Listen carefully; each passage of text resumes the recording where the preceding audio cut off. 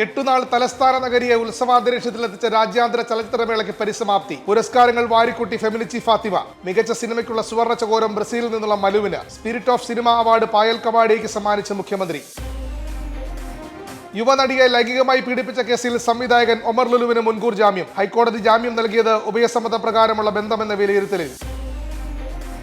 വാഹനാപകടങ്ങളും ഗതാഗത നിയമലംഘനങ്ങളും വർദ്ധിച്ചതോടെ AI ക്യാമറകളുടെ 2ാം ഘട്ടം ഉടൻ. സ്ഥാപിക്കുന്ന ചുമതല പോലീസിന്. റിപ്പോർട്ട് തയ്യാറാക്കാൻ ട്രാഫിക് ഐജിക്ക് നിർദ്ദേശം. 374 അതിതീവ്ര ബ്ലാക്ക് സ്പോട്ടുകൾക്ക് മുൻഗണന.